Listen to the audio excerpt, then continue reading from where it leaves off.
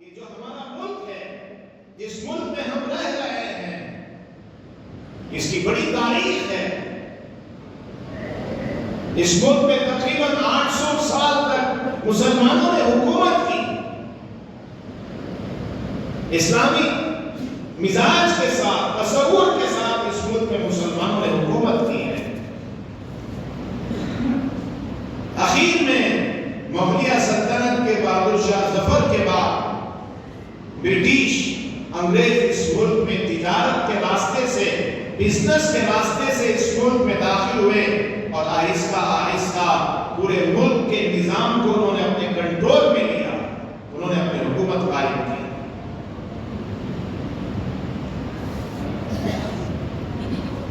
اب مسلمانوں سے یہ حکومت چھینی گئی تھی برٹش کے ذریعے سے، اب سب سے زیادہ تکلیف تو مسلمانوں کو تھی۔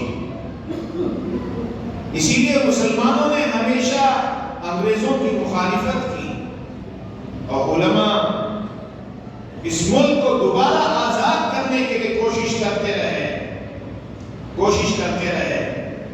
تو سب سے پہلے اس ملک کو دوبارہ انگریزوں کے ظلم و ستم سے نجات دلانے کے لیے ہمارے اسی سرزمین کے سپوت حضرت ٹیپو سلطان شہید رحمت اللہ علیہ نے انگریزوں کے ساتھ جنگ لڑی اور اپنی جان کو قربان کر دیا کہ اس ملک میں اللہ اس زمین کا مالک ہے اور انسان اللہ کا خلیفہ ہے۔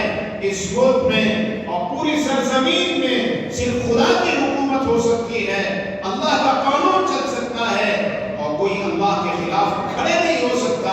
اگر انگریز کھڑا ہے، برٹش کھڑا ہے تو اس کے ساتھ جنگ کرنا، جہاد کرنا ہمارا فریضہ ہے۔ تو حضرت ٹیپو نے اپنی جان کی اس ملک کے خاطر قربانی دی۔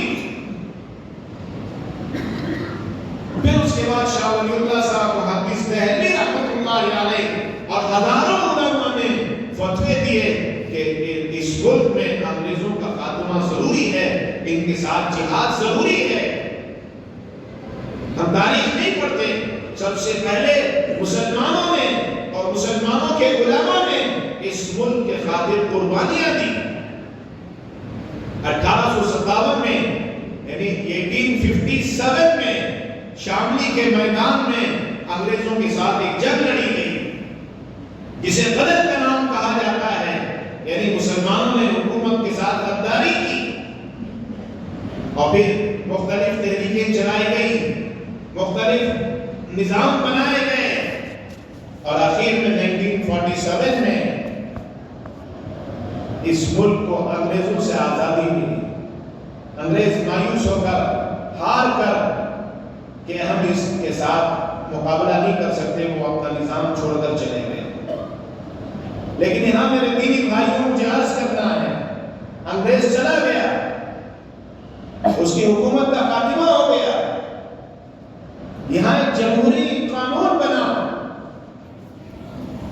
ایک سسٹم اس ملک کا بنا، اور پھر بھی یہ ملک تقسیم ہوا، پاکستان تقسیم ہوا، پھر پاکستان کے ٹکڑے ہوئے بنگلہ دیش ہوا۔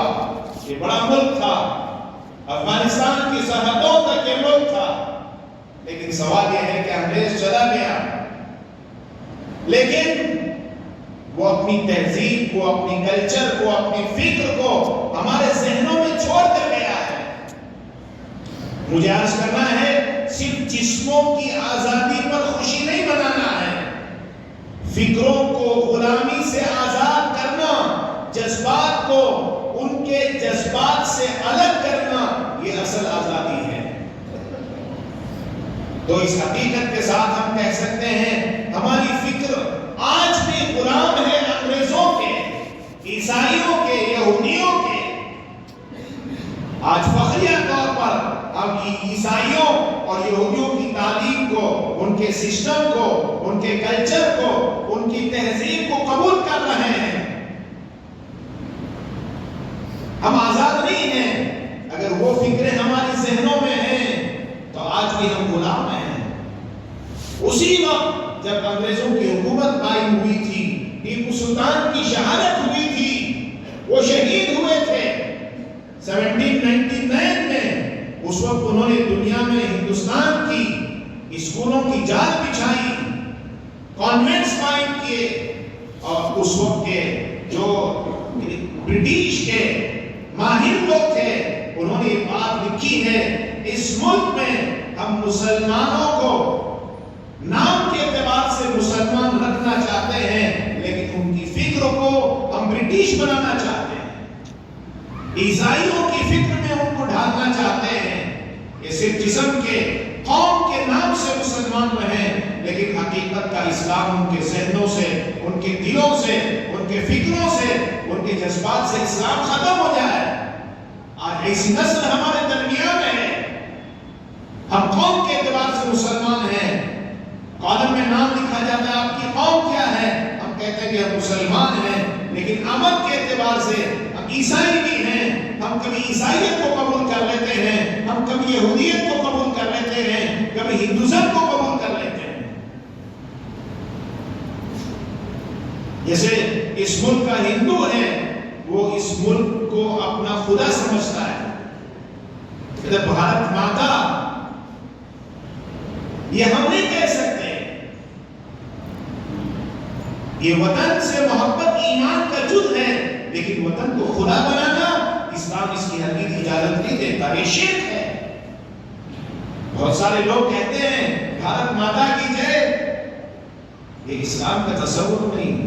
ان جذبات سے، یہودیت سے، عیسائیت سے، ہندوزم سے اپنے اخلاق کو، اپنے رہن سہن کو، اپنے کلچر کو پاک کرنا پڑے گا۔ ہمارے پاس اسلامی تہذیب ہے، قرآن ہمارے پاس ہے، سنت رسول ہمارے پاس ہے، اس کو اپنے ذہنوں میں، اپنے فکروں میں، اپنے خاندانوں میں، اپنے کلچروں میں داخل کرنے کی ضرورت ہے۔ اگر ہم داخل نہیں کر پا رہے ہیں تو آج بھی ہم اسی حکومت کے غلام ہیں جو چاہ رہے تھے۔ تو وہ اپنے مقصد میں کامیاب ہو گیا اور ہم اپنے مقصد میں ناکام ہو گئے۔ وہ اس ملک میں نہیں ہے، لیکن اس کا قانون، اس کا سسٹم ہمارے گھروں میں چل رہا ہے، ہمارے ذہنوں میں چل رہا ہے۔ ہمارے مردوں کا رہن سہن کیا ہے، ہمارے خواتین کا رہن سہن کیا ہے، لڑکے لڑکیوں کا نظام کیا ہے، جو ویسٹرن میں ہے، جو امریکہ، یوروپ اور کینیڈا میں ہے، وہ ہمارے ملک میں چل رہا ہے۔ لڑکا لڑکی آزاد ہیں، زنا عام ہے، شراب عام ہے، عیاشی عام ہے، ظلم و ستم عام ہے، رشتہ داریاں ختم ہو گئی۔ جیسے آپ ویسٹرن ملکوں میں چلے جائیں، مغربی ملکوں میں چلے جائیں، کوئی خاندانی نظام نہیں ہے، کسی کو نہیں معلوم کہ وہ کس کی اولاد ہے، اس کا باپ کون ہے، اس کی ماں کون ہے، اس کی خالہ کون ہے، اس کی پھوپھی کون ہے۔ لیکن ہمارے ملک میں یہ چیزیں ہیں، لیکن اب آہستہ آہستہ یہاں بھی ختم کرنے کی ناپاک کوششیں کی جا رہی ہیں۔ ہزاروں قانون بنائے جا رہے ہیں جو اس ناپاک گندی مزاج سے ہمارے ملک میں داخل کیا جا رہا ہے۔ تو لہذا میرے دینی بھائیوں، صحیح آزادی یہ ہے کہ ہم اسلام کی غلامی میں مکمل طور پر آ جائیں، اس قانون کے آگے اپنے سروں کو جھکا دیں، اپنے آپ کو ذلیل کر دیں اللہ کے قانون کے آگے، نبی کی سنت کے آگے، کہ اس کے آگے ہم قدم بڑھا نہیں سکتے۔ تو آج 15 اگست ہے، اس مناسبت سے میں نے اپنے جذبات کو آپ کے سامنے پیش کیا ہے۔ اصل غلامی وہ اللہ کے سامنے جھکنا ہے، اصل آزادی اسلام کی کھلی زندگی میں زندگی گزارنا، اسلام کی شاہراہ میں چلنا۔